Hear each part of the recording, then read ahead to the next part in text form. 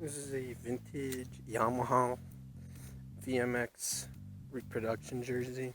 It's obviously not a real, old jersey you dig out of barn that somebody used to race a long time ago. But this is the best thing. The repop. It's got Yamaha letters on the side. They have a yellow one, they have a blue one, and this red one. They give you a cool VMX rain sticker.